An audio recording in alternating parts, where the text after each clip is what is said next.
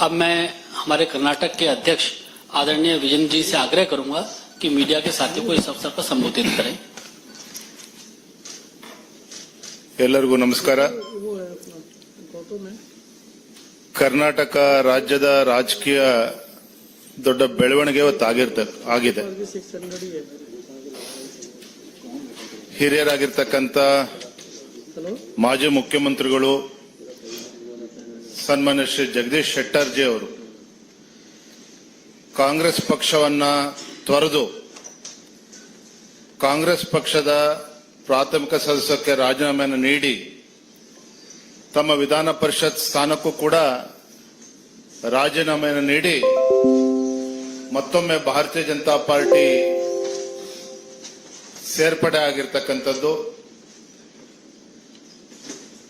ಅವರ ಮನೆಗೆ ಅವರು ಮರಳಿ ಬಂದಿರತಕ್ಕಂಥದ್ದು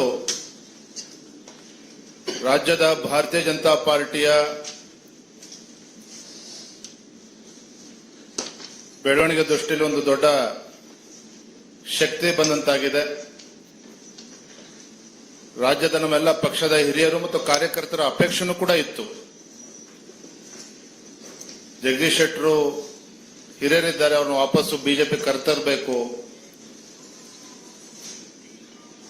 ಅದರಿಂದ ಪಕ್ಷಕ್ಕೂ ಕೂಡ ಲಾಭ ಆಗ್ತದೆ ಅನ್ನೋ ಒಂದು ವಿಚಾರಗಳು ಹಲವಾರು ದಿನಗಳಿಂದ ಚರ್ಚೆ ಆಗಿತ್ತು। ಇವತ್ತು ಬೆಳಗ್ಗೆ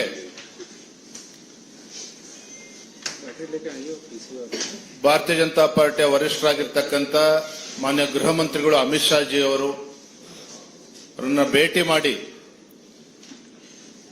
ಸನ್ಮಾನ್ಯ BS ಯಡಿಯೂರಪ್ಪನವರು ಮತ್ತೆ ಜಗದೀಶ್ ಶೆಟ್ಟರ್ ಎಲ್ಲ ಹಿರಿಯರು ಅವರ ಸಮ್ಮುಖದಲ್ಲಿ ಭೇಟಿ ಮಾಡಿ ಅಮಿತ್ ಶಾ ಜಿ ಅವರ ಚರ್ಚೆಯನ್ನು ಕೂಡ ಮಾಡಿ ಯಾವುದೋ ಒಂದು ಅಪೇಕ್ಷೆ ಇಲ್ಲದೇನೆ ಭಾರತೀಯ ಜನತಾ ಪಾರ್ಟಿ ಸೇರ್ಪಡೆ ಆಗ್ತೇನೆ ಅನ್ನುವ ವಿಚಾರವನ್ನ ಅವ್ರ ಮುಂದೆ ಇಟ್ಟಾಗ ಅಮಿತ್ ಶಾ ಜಿ ಅವರು ಕೂಡ ತುಂಬಾ ಸಂತೋಷ ವ್ಯಕ್ತಪಡಿಸಿದ್ರು। ನಡ್ಡಾಜಿ ಅವರು ಕೂಡ ಬಹಳ ಸಂತೋಷ ವ್ಯಕ್ತಪಡಿಸಿದ್ದಾರೆ। ನಮ್ಮೆಲ್ಲರಿಗೂ ಸಹ ರಾಜ್ಯದ ಪ್ರತಿಯೊಬ್ಬ ಭಾರತೀಯ ಜನತಾ ಪಾರ್ಟಿ ಕಾರ್ಯಕರ್ತನು ಕೂಡ ಮೊನ್ನೆ ಜಗದೀಶ್ ಶೆಟ್ಟರ್ ಅವರು ಬಿಜೆಪಿಗೆ ಮರಳಿರ್ತಕ್ಕಂಥದ್ದು ತುಂಬಾ ಸಂತೋಷವನ್ನ ತಂದಿದೆ ಅಂತೇಳಿ ನಾನು ಈ ಸಂದರ್ಭದಲ್ಲಿ ಹೇಳಲಿಕ್ಕೆ ಇಚ್ಛಪಡ್ತೇನೆ। मेरा आदरणीय भूपेंद्र यादव जी से आग्रह कि शब्दों के माध्यम से जगदीश शेट्टर जी का स्वागत करें पार्टी।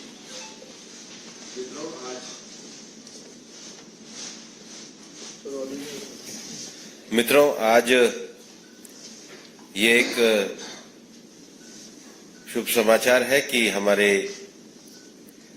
कर्नाटक में श्री जगदीश शेट्टर जी कांग्रेस के MLC पद को छोड़ करके पुनः भारतीय जनता पार्टी में शामिल हो रहे हैं। जैसा कि हमारे कर्नाटक के पार्टी के प्रदेश अध्यक्ष श्री विजेंद्र जी आपको बता रहे थे कि श्री जगदीश शेट्टर जी का पार्टी में हम सब पुनः स्वागत करते हैं और जगदीश शेट्टर जी का भी कहना था कि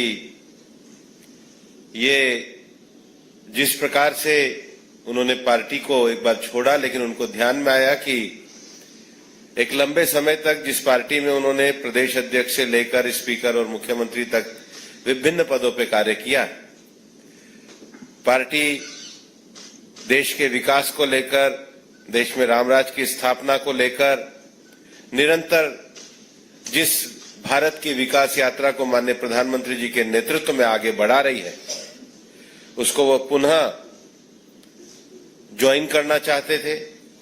पार्टी के हमारे शीर्ष नेतृत्व ने भी स्वीकृति प्रदान करी और आज हम पुनः जगदीश शेट्टर जी का भारतीय जनता पार्टी में स्वागत करते हैं। और इस अवसर पर हमारी पार्टी के पार्लियामेंट्री बोर्ड के सदस्य श्री VS येदियुरप्पा जी भी उपस्थित हैं।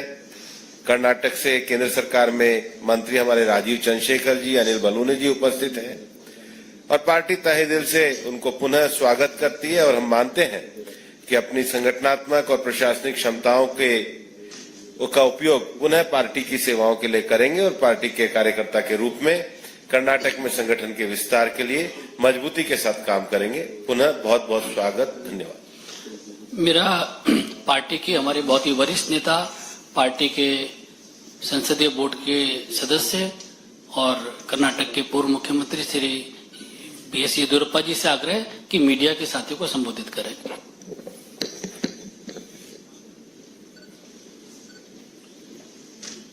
ಜಗದೀಶ್ ಶೆಟ್ಟರು ಹಿಂದೆ ಮುಖ್ಯಮಂತ್ರಿಯಾಗಿ ಪಕ್ಷದ ಅನೇಕ ಜವಾಬ್ದಾರಿಗಳನ್ನು ವಹಿಸಿಕೊಂಡು ದುಡಿದಂತ ಒಬ್ಬ ಹಿರಿಯ ವ್ಯಕ್ತಿ. ನಮ್ಮೆಲ್ಲ ಕಾರ್ಯಕರ್ತರ ಅಪೇಕ್ಷೆ ಇತ್ತು ಅವರು ವಾಪಸ್ ಬಿಜೆಪಿಗೆ ಬರಬೇಕು ಅಂತ ಹೇಳಿ. ಅದಕ್ಕಾಗಿ ಬೆಳಿಗ್ಗೆ ಗೃಹ ಸಚಿವ ಅಮಿತ್ ಶಾ ಜಿಯವ್ರನ್ನ ನಾನು ಜಗದೀಶ್ ಶೆಟ್ಟರು ವಿಜಯೇಂದ್ರ ಎಲ್ಲರೂ ಭೇಟಿ ಮಾಡಿ ಅವರು ಸಹ ಬಹಳ ಸಂತೋಷದಿಂದ ಅವನ ಬಿಜೆಪಿಗೆ ಸ್ವಾಗತ ಮಾಡಿ ಬರಬೇಕು ಅಂತ ಹೇಳಿದ್ರು. ಅದರಂತೆಯೇ ಇವತ್ತು ಬಿಜೆಪಿಗೆ ಸೇರಿದ್ದಾರೆ. ನಮ್ಮ ರಾಷ್ಟ್ರೀಯ ಅಧ್ಯಕ್ಷ ನಡ್ಡಾಜಿಯವರನ್ನು ಸಹ ಈಗ ನಾವು ಭೇಟಿ ಮಾಡ್ತಾ ಇದ್ದೇವೆ. ಬಹುಶಃ ಜಗದೀಶ್ ಶೆಟ್ಟರು ಬಿಜೆಪಿಗೆ ಸೇರಿದ್ರಿಂದ ದೊಡ್ಡ ಶಕ್ತಿ ಬಂದಂತಾಗಿದೆ. ಮುಂದಿನ ಲೋಕಸಭಾ 28ರಲ್ಲಿ 25ಕ್ಕೂ ಹೆಚ್ಚು ಲೋಕಸಭಾ ಕ್ಷೇತ್ರಕ್ಕೆ ಇರೋದಕ್ಕೂ ಸಹ ನಮಗೆ ಹೆಚ್ಚು ಸಹಕಾರಿಯಾಗುತ್ತೆ ಅನ್ನೋ ಮಾತನ್ನು ಹೇಳ್ತಾ ಮತ್ತೊಮ್ಮೆ ಭಾರತೀಯ ಜನತಾ ಪಾರ್ಟಿಗೆ ಮಾನ್ಯ ಜಗದೀಶ್ ಶೆಟ್ಟರ್ನ ಸ್ವಾಗತ ಮಾಡುತ್ತೇನೆ. ಧನ್ಯವಾದಗಳು. ನಮಸ್ಕಾರ. मेरा आदरणीय जगदीश शेट्टर जी से आग्रह है कि मीडिया के साथियों को संबोधित करें। ಭಾರತೀಯ ಜನತಾ ಪಾರ್ಟಿಯ ರಾಷ್ಟ್ರೀಯ ನಾಯಕರಾದಂಥ ಭೂಪೇಂದ್ರ ಯಾದವ್ಜಿ ಅವರೇ, ಭಾರತೀಯ ಜನತಾ ಪಾರ್ಟಿಯ ಹಿರಿಯ ನಾಯಕರಾದಂಥ ಮತ್ತು ಮಾಜಿ ಮುಖ್ಯಮಂತ್ರಿಗಳು, ನಮ್ಮೆಲ್ಲರ ನಾಯಕರಾದಂಥ ಮಾನ್ಯ BS ಯಡಿಯೂರಪ್ಪನವರೇ, ಕರ್ನಾಟಕ ರಾಜ್ಯದ ಬಿಜೆಪಿ ಅಧ್ಯಕ್ಷರಾದಂಥ ಆತ್ಮೀಯರಾದಂಥ BY ವಿಜೇಂದ್ರ ಅವರೇ, ಇನ್ನೊಬ್ಬ ಬಿಜೆಪಿ ಮುಖಂಡರು ಕೇಂದ್ರ ಸಚಿವರಾದಂಥ ರಾಜೀವ್ ಚಂದ್ರಶೇಖರ್ ಅವರೇ, ಆತ್ಮೀಯ ಮಾಧ್ಯಮದ ಮಿತ್ರರೇ, ಇವತ್ತು ಬಹಳ ಒಂದು ಸಂತೋಷದ ಸಂಗತಿ. ನಾನು ಕಳೆದ ಅಸೆಂಬ್ಲಿ ಚುನಾವಣೆಯಲ್ಲಿ ಭಾರತೀಯ ಜನತಾ ಪಾರ್ಟಿಯನ್ನ ರಾಜೀನಾಮೆ ಕೊಟ್ಟು ಕಾಂಗ್ರೆಸ್ ಪಾರ್ಟಿ ಜಾಯಿನ್ ಆದಂಥ ಸಂದರ್ಭದಲ್ಲಿ ಅಲ್ಲಿಂದ ಇಲ್ಲಿವರೆಗೆ ಕಳೆದ 8-9 ತಿಂಗಳಿಂದ ಕರ್ನಾಟಕದ ರಾಜ್ಯದ ಭಾರತೀಯ ಜನತಾ ಪಾರ್ಟಿ ಕಾರ್ಯಕರ್ತರಿರ್ಬೋದು, ರಾಜ್ಯದಲ್ಲಿರುವಂತಹ ಶಾಸಕರು, ಮಾಜಿ ಶಾಸಕರು ಮತ್ತು ಇನ್ನಿತರ ಮುಖಂಡರು ಮತ್ತು ನಮ್ಮ ರಾಜ್ಯದ ನಾಯಕರುಗಳು ಎಲ್ಲರ ಒಂದು ಅಪೇಕ್ಷೆ ಇತ್ತು, ಭಾರತೀಯ ಜನತಾ ಪಾರ್ಟಿಗೆ ನೀವು ಮರಳಿ ಬರಬೇಕು ಅನ್ನುವಂಥದ್ದು. ಮತ್ತು ರಾಷ್ಟ್ರೀಯ ನಾಯಕರು ಸಹಿತ ಇವತ್ತು ಬರಬೇಕನ್ನುವಂಥ ಒಂದು ಆಶೆಗಳನ್ನು ವ್ಯಕ್ತಪಡಿಸಿದಾಗ ಇವತ್ತು ಬೆಳಿಗ್ಗೆ ಮಾನ್ಯ ನಮ್ಮ ಗೃಹ ಸಚಿವರು ಮತ್ತು ಭಾರತೀಯ ಜನತಾ ಪಾರ್ಟಿಯ ಹಿರಿಯ ನಾಯಕರು, ಹಿಂದಿನ ಅಧ್ಯಕ್ಷ ಅಂತ ಅಮಿತ್ ಶಾ ಅವರನ್ನ ನಾವು ಇವತ್ತು ಬೆಳಿಗ್ಗೆ ಭೇಟಿಯಾಗಿದ್ವಿ. ಬಹಳ ಒಂದು ಅತ್ಯಂತ ಗೌರವದಿಂದ, ಒಂದು ಹೆಚ್ಚಿನ ರೀತಿಯಾದ ಪ್ರೀತಿ ವಿಶ್ವಾಸದಿಂದ ಅವರು ನಮ್ಮನ್ನು ಬರಮಾಡಿಕೊಂಡ್ರು. ಮತ್ತು ಅದೇ ರೀತಿ ಈಗ ನಮ್ಮ ರಾಷ್ಟ್ರೀಯ ಅಧ್ಯಕ್ಷ ಅಂತ ನಡ್ಡಾಜಿಯವರನ್ನು ಈಗ ಭೇಟಿಯಾಗ್ತೇವೆ.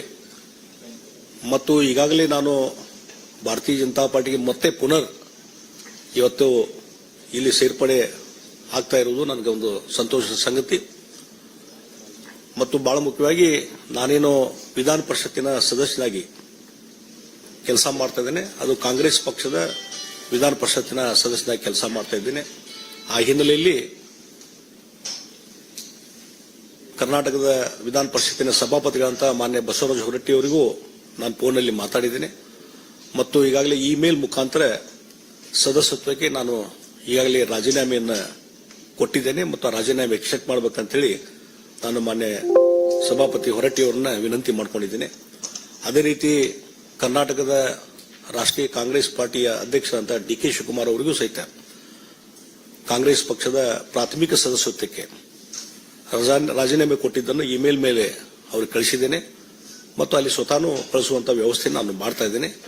ಆ ಹಿನ್ನೆಲೆಯಲ್ಲಿ ಇವತ್ತು ಭಾರತೀಯ ಜನತಾ ಪಾರ್ಟಿ ನಾನು ಸೇರ್ಪಡೆ ಆಗ್ತಾ ಇದ್ದೇನೆ. ಬಹಳ ಮುಖ್ಯವಾಗಿ ಇವತ್ತು ದೇಶದ ಮುಂದೆ ಇರುವಂತಹದ್ದು, ದೇಶವನ್ನು ಒಗ್ಗೂಡಿಸುವಂಥದ್ದು, ದೇಶದ ರಕ್ಷಣೆ ಮತ್ತು ದೇಶದ ಹಿತರಕ್ಷಣೆ. ಈ ಹಿನ್ನೆಲೆಯಲ್ಲಿ ಕಳೆದ 10 ವರ್ಷದಿಂದ ನಮ್ಮ ದೇಶದ ಪ್ರಧಾನಮಂತ್ರಿ ನರೇಂದ್ರ ಮೋದಿಜಿಯವರು ಏನು ಭಾರತದ ಒಂದು ಪ್ರಗತಿಗೆ, ಇಡೀ ಜಗತ್ತಿನಲ್ಲಿ ಭಾರತದ ಒಂದು ಶಕ್ತಿ ವೃದ್ಧಿಸಲಿಕ್ಕೆ ಏನು ಕೆಲಸ ಮಾಡಿದ್ದಾರೆ, ಅವರು ಮತ್ತೊಮ್ಮೆ ಪ್ರಧಾನಮಂತ್ರಿಗಳಾಗಬೇಕು, ಮತ್ತೊಮ್ಮೆ ಅವರ ನಾಯಕತ್ವದಲ್ಲಿ ದೇಶದಲ್ಲಿ ಒಂದು ಹೆಚ್ಚಿನ ಶಕ್ತಿ ಬರಬೇಕು ಅನ್ನುವಂತ ಹಿನ್ನೆಲೆ ಇಟ್ಟುಕೊಂಡು ಮತ್ತು ಭಾರತೀಯ ಜನತಾ ಪಾರ್ಟಿ ಇನ್ನೂ ಹೆಚ್ಚು ಶಕ್ತಿಯುತವಾಗಿ ಬೆಳಿಬೇಕು ಅನ್ನುವಂತ ವಿಷಯ ಇಟ್ಟುಕೊಂಡು ಇವತ್ತು ಭಾರತೀಯ ಜನತಾ ಪಾರ್ಟಿಗೆ ನಾನು ಮರು ಸೇರ್ಪಡೆ ಆಗ್ತಾ ಇದ್ದೇನೆ.